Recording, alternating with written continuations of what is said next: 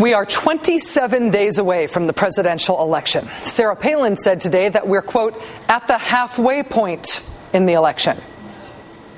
For those of us who are aware that the campaign started before the second week of September, that would be, 27 days actually seems like it's coming up quickly. It seems like we're close to the end of this race.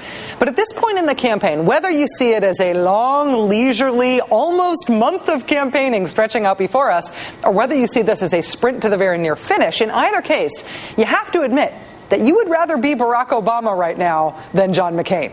Looking at the battleground state polls, in Ohio, Obama's ahead by an average of 4 points. Virginia, Obama ahead by 5. Colorado, Obama ahead by 4. Pennsylvania, Obama leading by an average of 12 points. That is not a typo.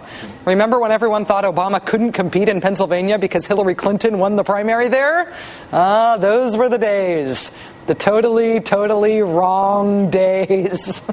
Today, campaigning in Indianapolis, in the candy apple red state of Indiana, Obama hammered home his message on the economy.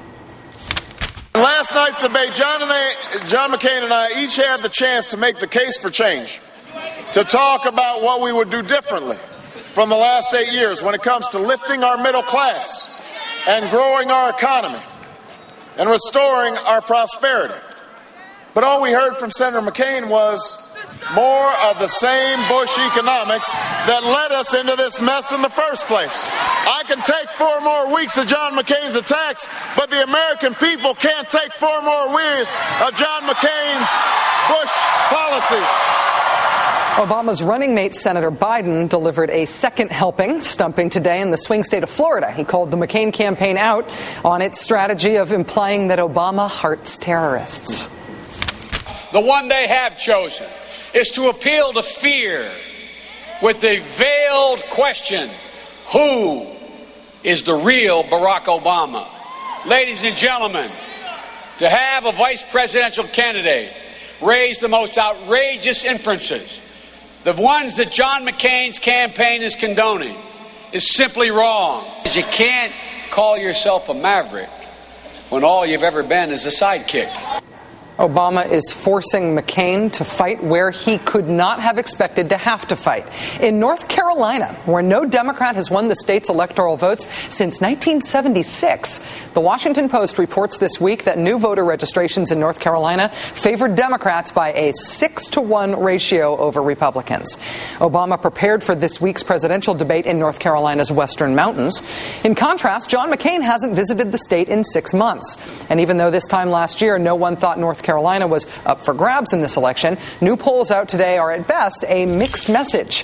One poll out today shows McCain leading by 3 points, which is within the margin of error, and another has Obama ahead by 6 points, which is not within the margin of error. North Carolina has seen some of the most negative of negative ads in modern American political history. The footage you're seeing right now is footage from the late Senator Jesse Helms' famously blunt racist ad that he used to beat African-American Harvey Gantt in the Senate race there in 1990. How far will the McCain camp go to defend North Carolina this year? And would negative ads be their best currency in the state?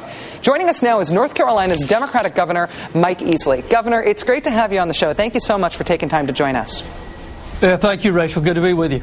The last time that John McCain visited North Carolina was many months ago, and on that visit he told his audience that he thought he was in West Virginia. That was the big headline out of that visit when he was at Wake Forest. Does John McCain need to come back to your state and do some more campaigning if he wants to win over your constituents?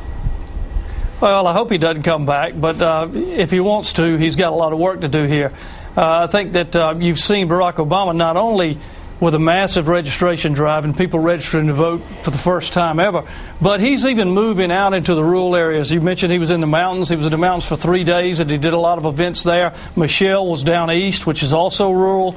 So he's looking to get not just urban and suburban. He's out there trying to get some rural votes, and I think he will. Looking especially at rural white voters, those are some of the voters that people say to look for a Bradley effect, to look for polling that doesn't match people's voting behavior. People may be more willing to say they will vote for a black candidate than they will be to actually check the box on Election Day. Are you expecting that? Are you worried about that at all? Well, there's always some of that. I think you're going to see a lot less of that among young voters, and you don't pick up a lot of them on the polls because they tend to be cell phone voters. But I think you're going to see, now this is coming from my barber, so this is good stuff I'm going to tell you. My barber tells me, and this is a guy who can legally put a razor to your throat and ask you a question, so that's a good focus group that he's getting all day long. He says we're going to see a reverse Bradley effect, that there are a lot of people that have been saying all along they'd never vote for Barack Obama, but they're going to go in the voting booth and they're going to do it because it's in their economic interest. I saw a pickup truck Monday, a guy riding in it with a shotgun in the back, and he had a camo hat and 2 Obama stickers. And I think the message there is, I like McCain, but I love my job, and that's what people are looking at now. Obama says that he's got 400 paid staffers right now in North Carolina. I know he's campaigning there with a new ad that blames John McCain for thousands of job losses in the manufacturing sector in your state. Would you, as a Democrat who has won statewide office in North Carolina, would you advise Obama to stick with that straight-up economic message right up to Election Day? Yeah, I would, and I think the ad that he has where he is looking into the camera and he's talking, it must last at least a minute, if not a minute and a half. And he's connecting with people. He has a way to do that. He is a good guy, and people are beginning to see that. And I don't care whether you are filthy rich or dirt poor, he can connect with you. And I think that that's what's going to make a difference in the long run. He's being himself, and that's I think that's the most important thing he can do. If he's genuine and authentic, people will vote for him here.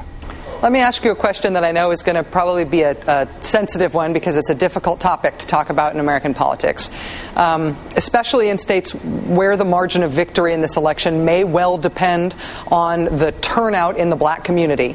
I am worried about voter suppression efforts, which have been most effectively directed at minority voters in the past, including in the very recent past. Are you worried about that in North Carolina, and what steps are being taken to protect the vote? Well, we always worry about that. We've seen it so many times in the past from the Republican Party.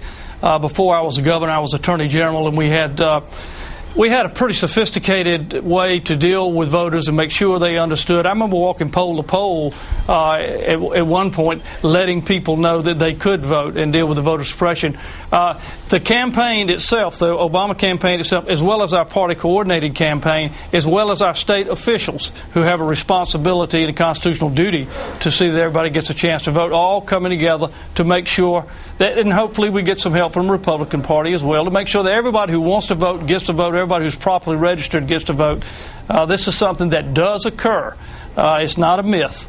And we're going to be on top of it, make sure that we protect everybody's right to vote, and hopefully we can carry the state for Obama.